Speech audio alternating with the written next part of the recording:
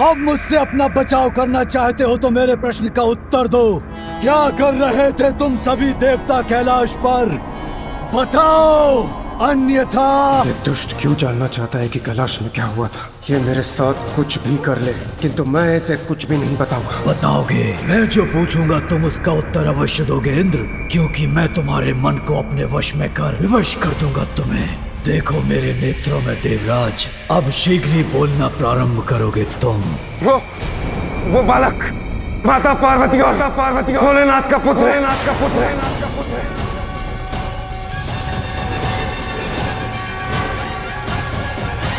तो सिंगिका ने उचित कहा था। ये कैसे हो सकता है? ये क्या हुआ था? मुझे बोलने पर बाध्य कैसे कर दिया इस दुष्ट ने? किंतु अब मैं इससे लड़ूंगा।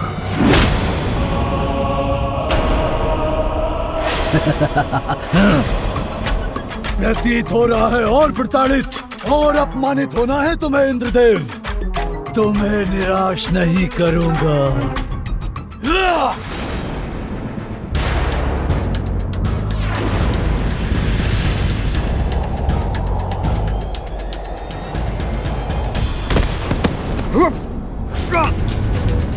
लेकिन ये कैसे सत्य हो सकता है? महादेव और देवी पार्वती का पुत्र तो हो ही नहीं सकता। इसीलिए मुझसे मिथ्या वचन बोलकर मुझे भ्रमित करने का प्रयास मत करो। रुक जाओ। यदि मेरी बात का विश्वास नहीं है तो स्वयं ब्रह्मदेव से पूछ लो।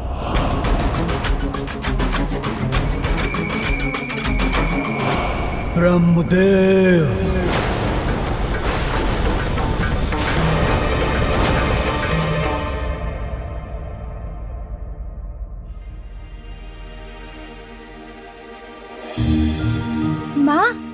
माँ, एक और बात सुनिए ना।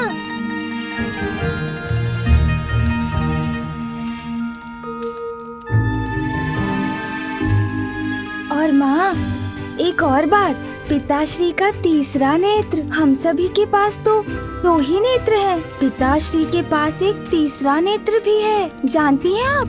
हाँ। माँ तो ध्यान ही नहीं दे रही। वो तो अपने कार्य में इतनी व्यस्त है कि मेरी तो कुछ सुन भी नहीं रही। अपना कार्य कैसे पूर्ण कर पाऊंगी मैं यदि इसी प्रकार मेरे पीछे पीछे आता रहा मेरा पुत्र? माँ, नंदी जी ने मुझे बताया था कि यदि पिताश्री का तीसरा नेत्र खुल जाए तो फिर सभी कुछ नष्ट हो जाता है, प्रलय हो जाती है। ये प्रलय क्या होती है माँ? पुत्र, प्रलय तो तब होगी जब उसका समय होगा। किंतु ये तुमने क्या किया? अन्न गिरा दिया। अन्न से तो हमें भोजन प्राप्त होता है। प्राण वायु के समान जीवन का स्रोत होता है ये अन्न। इसीलिए हमें कभी भी अन्न का अपमान नहीं करना चाहिए। अब जो हो गया सो हो गया। अभी मैं ये अन्न इस पात्र में डाल देती हूँ, किंतु आगे से ध्यान रहे पुत्र। मुझे क्षमा कर दीजिए माँ।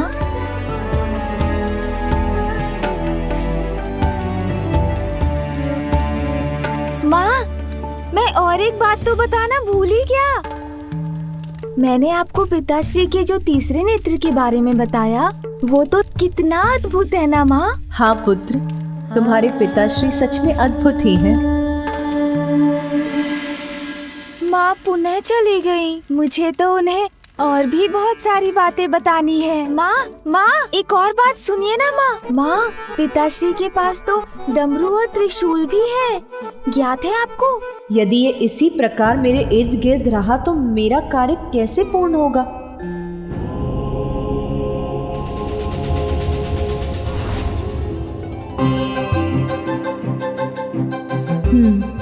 स्वामी को जैसे कोई चिंता ही नहीं है, अपने ध्यान में ही लीन है। और एक मैं हूँ जो ग्रह को व्यवस्थित करने के कार्यों में व्यस्त हूँ। उनके लिए तो ध्यान सर्वोपरि है। अब तो मुझे उनसे बात करनी ही होगी। आपने सुना ना माँ, मैंने क्या कहा? माँ, नंदी जी ने ना मुझे पिताश्री के त्रिशूल के बारे में बताया था। कितना प्रचंड है वो, आप जानती हैं? पुत्र, हाँ माँ। मेरे साथ आओ। अच्छा माँ, मैं तो आपके साथ ही हूँ। आप जहाँ कहेंगी वहाँ चलूँगा। किंतु हम जा कहाँ रहे हैं माँ? आओ। स्वामी,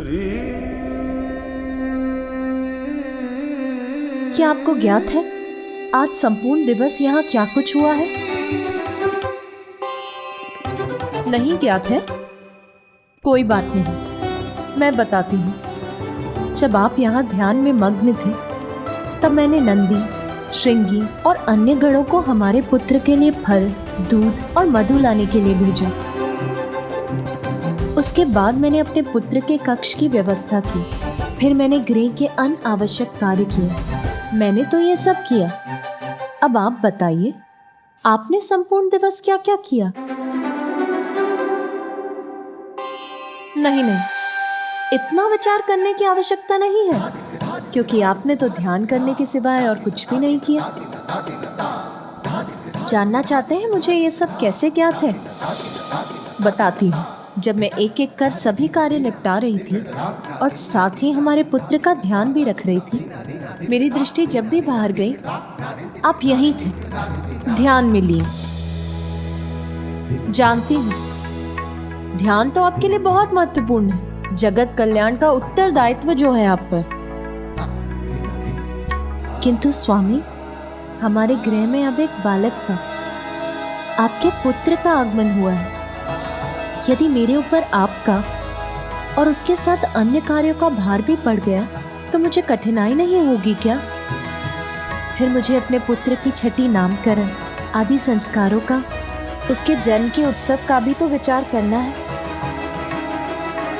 आपसे मैंने गृह के किसी कार्य को करने के लिए तो कभी नहीं कहा। किंतु स्वामी, आपको अपने दायित्व स्वयं समझने चाहिए स्वामी।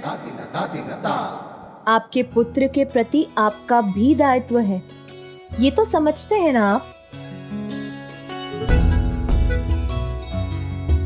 अब आप शांत क्यों हो गए? कुछ बोल ही नहीं रहे। कहिए ना, इतना तो आप भी समझते हैं ना?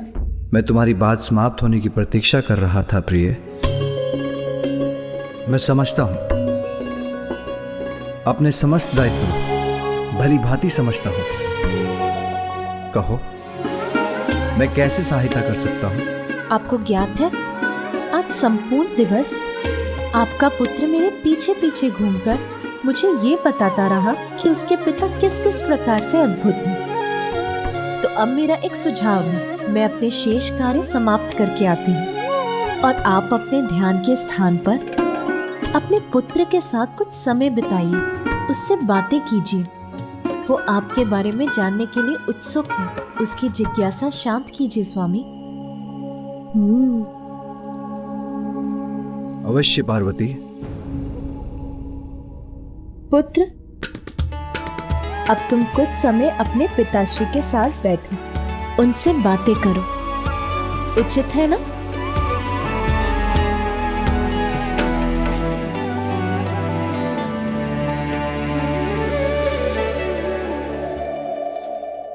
मेरे पिताश्री अब मुझे अपने आप को लेकर अनेक बातें बताएंगे। बहुत आनंद आएगा। आओ पुत्र।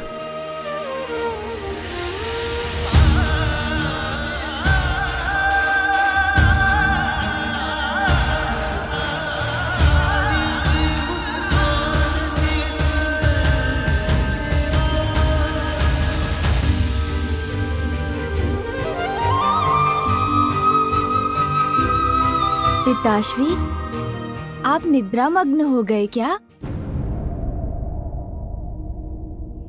नहीं पुत्र, मैं निद्रा में नहीं, मैं ध्यान मग्न हूँ। ध्यान पिताश्री, ये क्या होता है?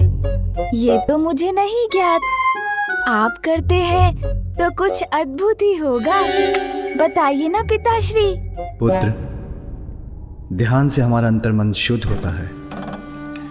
हम अपने भीतर झांक कर अपना सत्य ढूंढ पाते हैं और आंतरिक और बाहरी वास्तविकता का हमें स्पष्ट बोध हो जाता है। किंतु पिताश्री, मुझे तो बिना ध्यान के ही सब कुछ स्पष्ट हो गया है। अब तो मैं आपको भली भांति पहचान गया हूँ।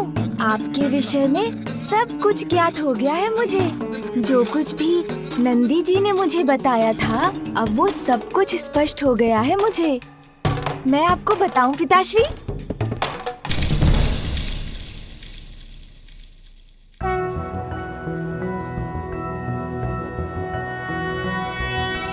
सृष्टि के आप ही नाथ, शिव शंभु जय भोलेनाथ। लंबी जटाएं हैं किए, गंगा को धार लिए। डमरू त्रिशूल है हाथ, त्रिनेत्र जय भोलेनाथ। सृष्टि के आप ही नाथ, शिव शंभु जय भोलेनाथ।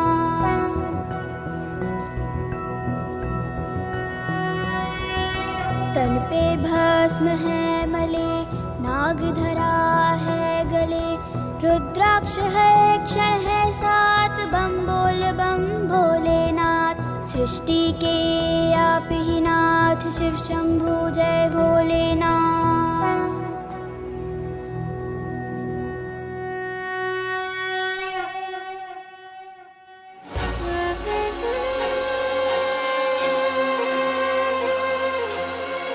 पुनः यहीं बैठ जाता हूँ उनके निकट।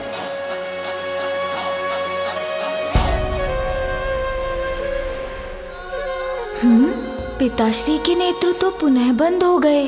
अब मैं क्या करूं? माँ ने कहा था पिताश्री के साथ ही रहना तो उचित है।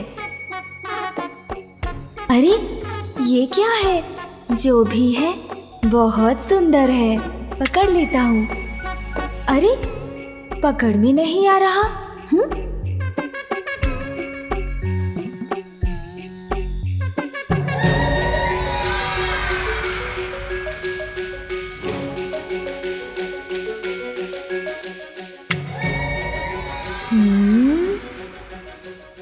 ओह, ये तो कुछ अत्यंत विचित्र और अद्भुत है पिताश्री की जटाओं में। नंदी जी ने तो इसके विषय में कुछ बताया ही नहीं।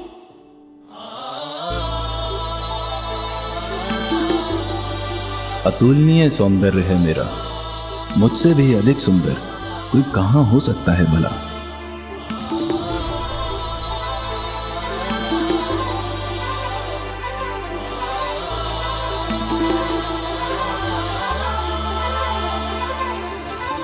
देख लूं इसका स्पर्श कैसा होगा।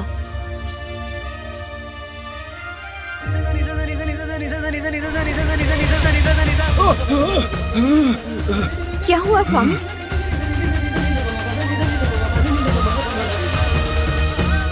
ये तो अनर्थ हो गया। माता पार्वती के पुत्र ने मुझे महादेव के मस्तक से उतार कर अपने हाथों में ले लिया है। नहीं नहीं, ये तो सर्वथा अनुचित है। बड़ी अद्भुत चमक है इसकी।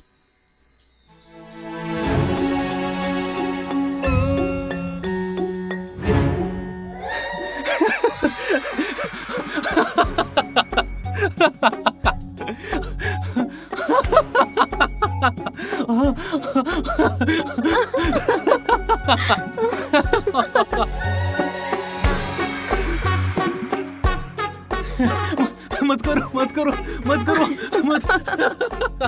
किंतु स्वामी, मैं आपको कहाँ गुदगुदा रही हूँ? माता पार्वती का पुत्र मुझे गुदगुदा कर अब प्रताड़ित कर रहा है।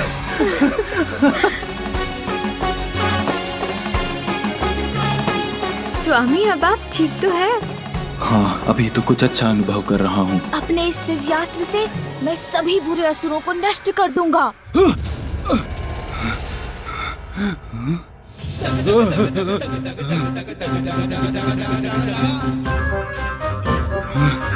मुझे तो इस क्रीड़ा में बहुत आनंद आ रहा है। पुनः उछाल कर देखता हूँ।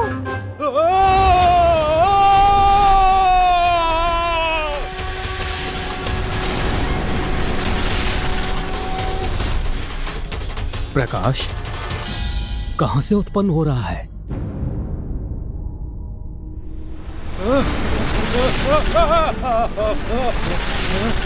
ये चंद्रदेव क्या कर रहे हैं?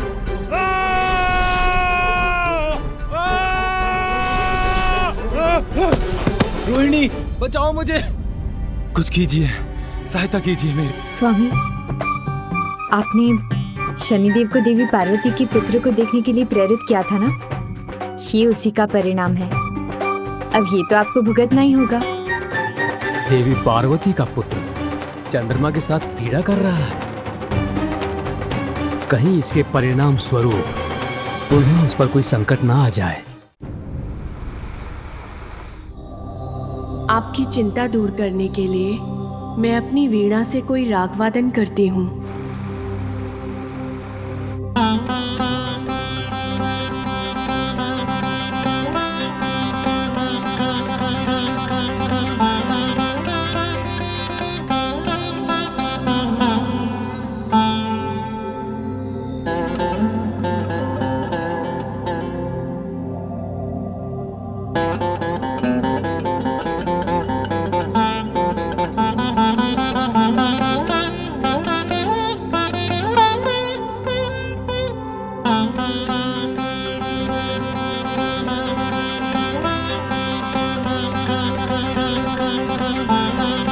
नारायण नारायण। ऐसा संगीत जो मन को कर दे सम्मोहित, नारद प्रफुल्लित। ब्रह्मदेव और माता सरस्वती के निकट जाकर इस दिव्य संगीत का आनंद लेना चाहिए।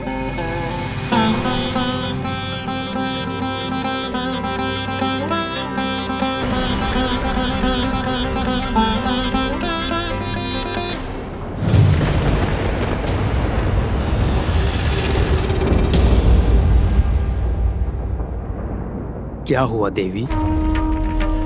अचानक कौन सी चिंता आपको विचलित कर उठी है? ज्ञात नहीं स्वामी, किंतु प्रतीत हो रहा है जैसे कोई अशुभ अपवित्र हमारी ओर बढ़ रहा है। कुछ ऐसा जो हमारे इस पवित्र स्थान को दूषित कर देगा। देवी, जिस प्रकार कमल का पुष्प कीचड़ में रहकर भी अपनी सुंदरता और पवित्रता को कलंक नहीं लगने देता, उसी प्रकार कोई भी अपवित्रता भला आपको स्पर्श कैसे कर सकती है? आप तो स्वयं दिव्य पवित्रता की ही प्रतीक हैं। वैसे भी कभी कभी अपवित्रता के जागृत होने से ही पवित्रता का भी भान होता है। आपका कथन सर्वथा उचित है स्वामी। अपवित्रता के अंत में ही पवित्रता का विस्तार निहित है। किंतु फिर भी यहाँ किसी अपवित्र और दूषित अस्तित्व के आगमन का आभास मुझे चिंता मुक्त नहीं होने दे रहा है स्वामी।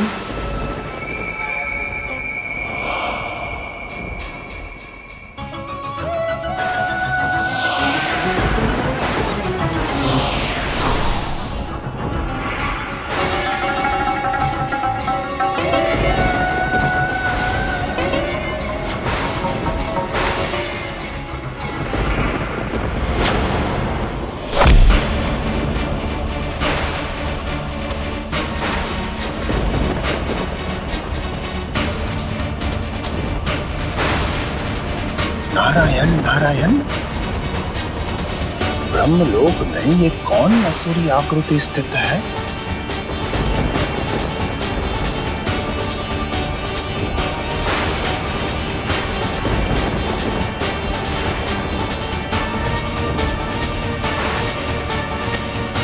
कदाचित देवी सरस्वती की चिंता उचित थी। इस दुष्ट के आगमन की पूर्व सूचना प्राप्त हो रही थी उन्हें।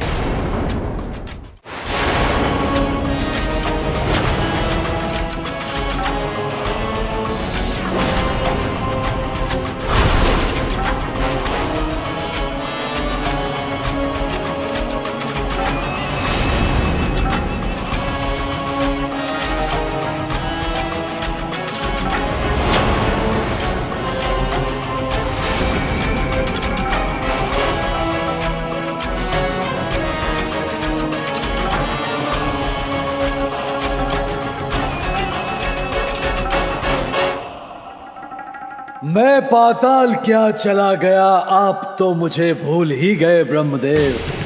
मैं तो आपका ही अंश हूँ। आपकी अशांति का कारण मुझे पता है।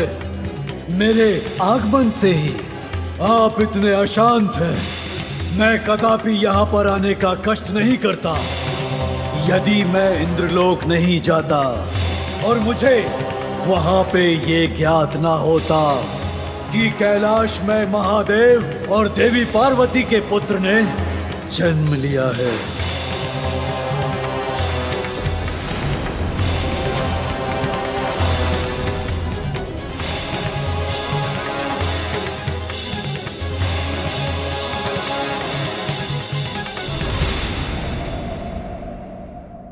इससे तो कितना प्रकाश प्रस्फुटित हो रहा।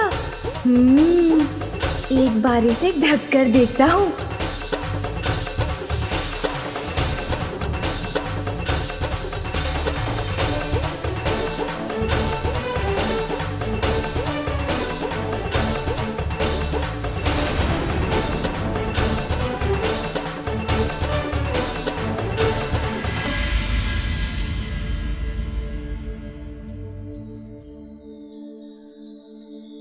यदि ये बालक किसी प्रकार चंद्र के साथ क्रीड़ा करता रहा तो प्रकृति पर इसका अत्यंत प्रतिकूल प्रभाव भी पड़ सकता है।